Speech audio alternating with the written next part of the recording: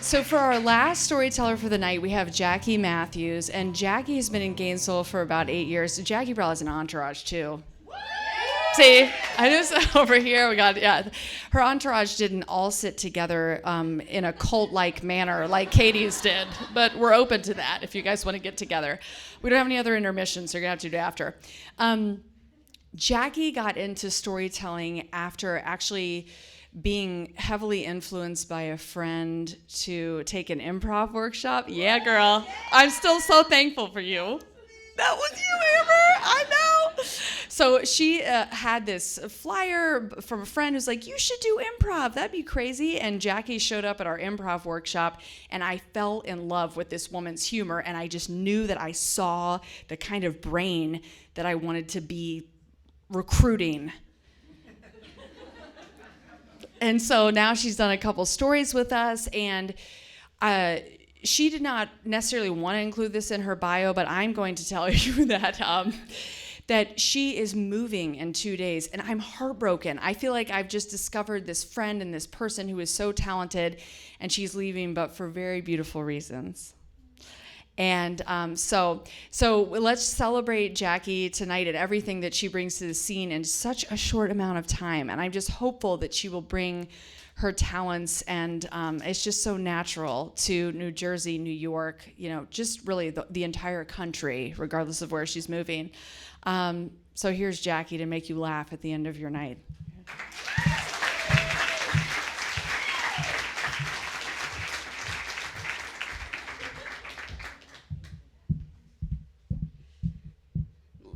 Way shorter.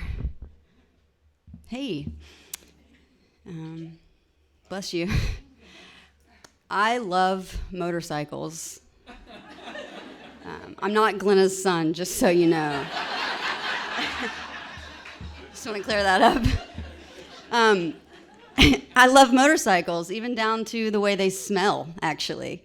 I remember the first time that I rode, when I was getting into it, I was riding, and I had to almost come to, and then I would come to, and I would realize that I was drooling and also smiling so big. Like I would say to myself, Jackie, you are smiling right now. And I'd be like, yeah, I'm smiling. When I ride, I feel exposed and invisible at the same time, as a matter of fact. There's really nowhere to hide, nowhere to take shelter, but let me tell you what, you can run. That's right. People only get a glimpse of you, and then zoom, you're gone. That's it. And if you wear a full face helmet, you get the luxury of becoming the faceless bandit of silence. You know what I'm talking about. It makes you mad, doesn't it? I know.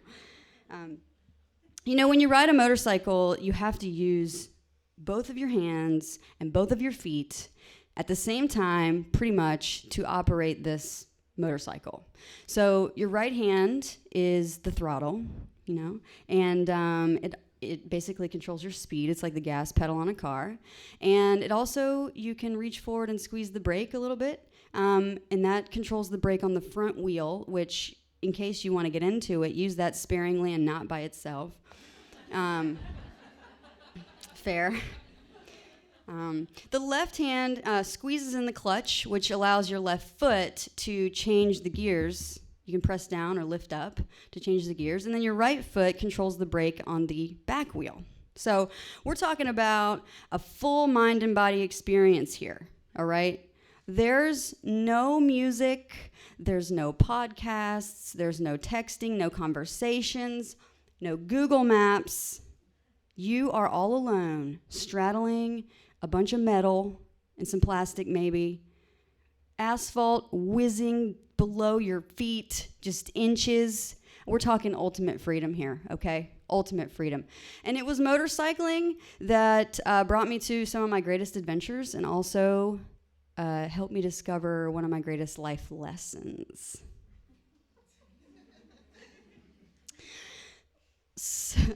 So it all started a few years ago when my dad and I decided that for our next father-daughter adventure, we were going to ride motorcycles across the country. But I'd never ridden a motorcycle before, and neither had he. So, but Dr. Valin and his son did it last year, so we can do it too, by golly, am I right? Yeah, Dad, we're gonna do it. So, about 9 months before we planned to leave, we got our motorcycles. 9 months. So 9 months before he gets his motorcycle, his is a Honda CTX 700, maroon, his favorite color, bought brand new from the Honda dealership. Mine was a Kawasaki Ninja 500. It was a 2005. It was bought on Craigslist for under $2,000. It was a high-performance machine. So, really, though, it was a great bike. But, when you're a total noob on a motorcycle, it is the coolest thing ever because you get immediately inducted into the Motorcycle Gang of America. And you know this because anyone who is near you who's also on a motorcycle, they'll give you like a little wave, I don't know you, but you're waving at me and I feel special. I was really excited about doing my first wave, but I was also really scared because, you're going like, 60 miles an hour, 35, and you're like, clutching the handlebars for all it's worth, and you don't want to let go because why the hell would you let go of a motorcycle handlebar when you're riding? Why would you do that? So, I had been witnessing all of these different waves, and I wanted to try some, so I've been thinking about them. And one of my favorite waves, there's three actually that I'm going to tell you about. One of them is called the two-finger quickie, is what I call it. And you kind of looks a little bit like this. Whoop. It's like, just fast, get it over with. Don't have time for this. Just going to give you. I know you got to do this. You're in the gang, whatever. The next one is what I call the straight up chop. I like this one. Not a whole lot of commitment. You just gotta.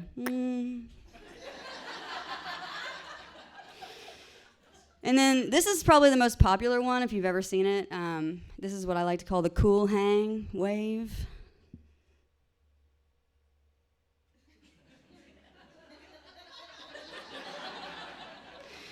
That's the one you see the most. That was a good one. So I had to try out my waves, and the one thing is that I didn't realize in the beginning was that you have to slice the wind, because there's a lot of wind going by. And so my first wave looked a little bit like this. Shoot. So, the two fingers, not a lot of wind can pick that, that's why we do that. So anyways, let me get you back to this adventure that we were going on. We made it all the way to Utah. That's right. Did we ride our motorcycles over there? Hell no! We didn't ride our motorcycles over there. We hauled them on a tiny little trailer behind my dad's RAV4. Badass. So we rode around. We were in South Utah, Kanab specifically, that area. It was late June, hotter than hell. And we rode around. We had a great time together. We went through Zion. We did Bryce Canyon and had a blast. Well, a few days go by. Dad decides, I'm going to chill out right here on this air mattress for a couple days. And I said, all right, well, I'm going to go off on my own and have a 3-day adventure by myself on my motorcycle. So I loaded up all my camping gear, strapped it to the back of the bike, and set out to Escalante, to a little outfitter there that had campsites and young people.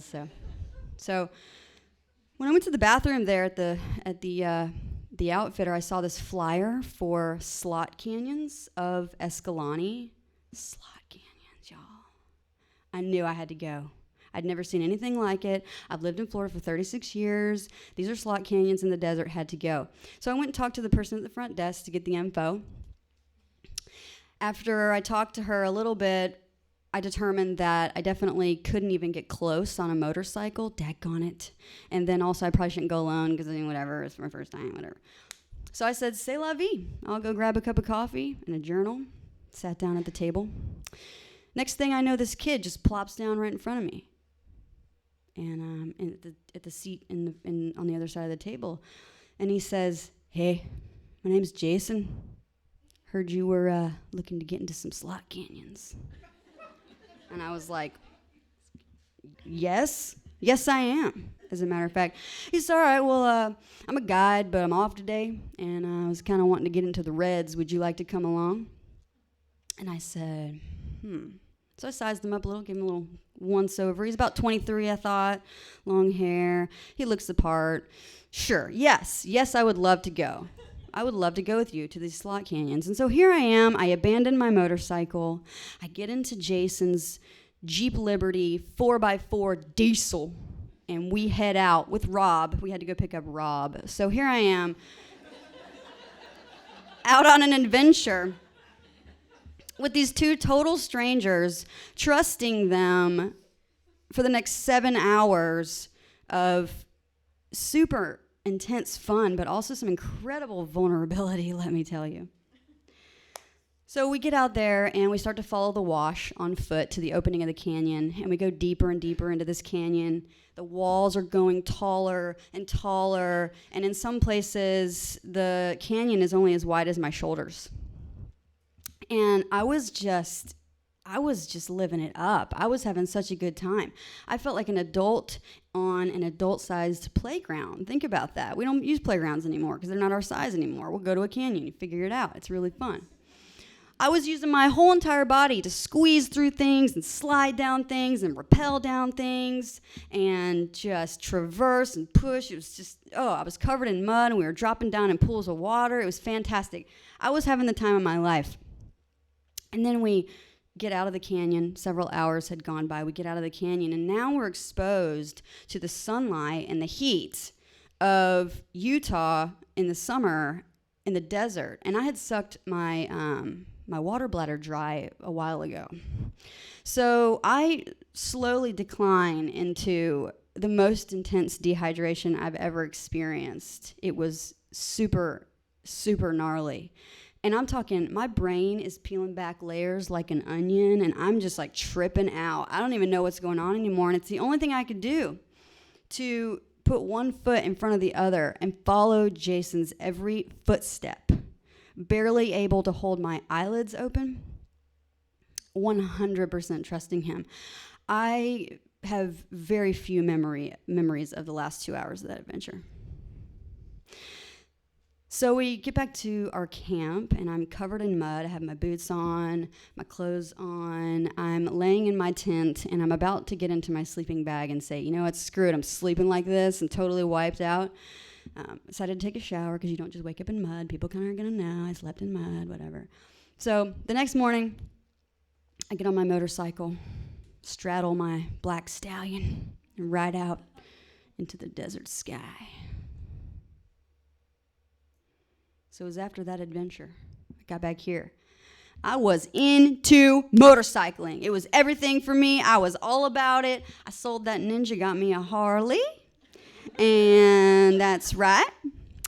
She was sky blue. Apparently she was also a she. I don't know where that came from.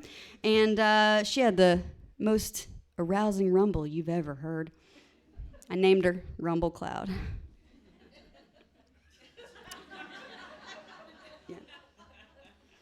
You know, and what I didn't realize at the time is that I had also reached the pinnacle of my definition of freedom.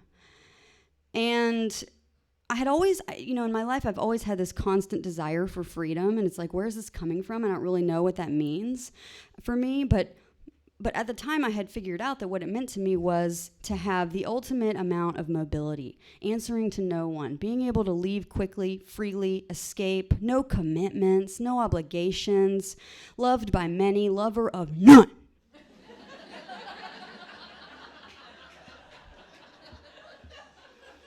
Self-sufficient, invisible, like that black ninja that I once rode. That was me. And you know what happened after that? I met someone. I did. On a dating app. Online dating. Terrible. Hate it. It worked for me, though. This dating app is called Her, and actually one of my really good friends who's here today encouraged me to do it. She just said, just get on it for 1 week. it'll be fine. And so I did. And it was another friend who was actually curiously perusing the profiles on this app and hit the like button on Megan's photo. And that's how we started talking. I didn't even do it. My friends did it for me. And we messaged each other for 7 whole days. And the conversation was awesome. She never dinged any of my red flags, you know. It was witty and intelligent and funny and open. And so we decided to meet up in real life. 2 humans meeting in real life. I was scared shitless, let me tell you. So on the day of our date, it was July 12th at 8 p.m. I was a little early, so I sat on a curb a little, a couple blocks away and just twiddle my thumbs. And all of a sudden I look up and I see this red Yaris fly around the corner and whip into a parking spot. And I said, shit, that's her. I was like, I know that's her. And then this tall woman gets out of the car and everything turns into slow motion for me. My eyes widen. I see her walk around the car, take her long, beautiful brunette hair, and shove it out of her way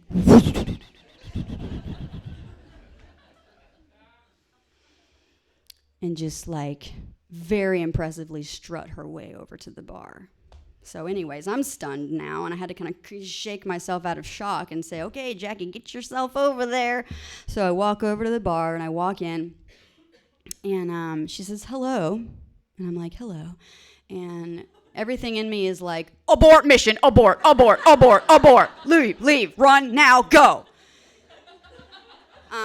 But before I could do that, suddenly this beam of light just shot through the glass of the bar and just hit her right in the eyeball, the left eye, and I looked up at her eyeball, and I saw her.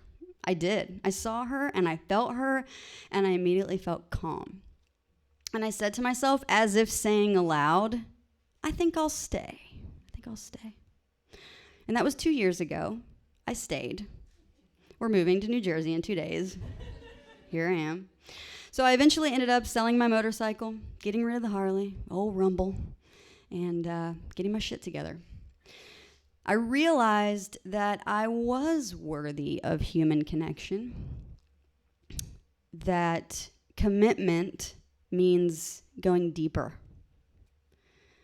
and that freedom is not a motorcycle. It's not, no obligations. It's not self-sufficiency. Freedom is trusting. Freedom is choosing not to believe the lies that I tell myself. Freedom is seeing myself for everything that I am instead of everything that I'm not. But I still love motorcycles. So thanks.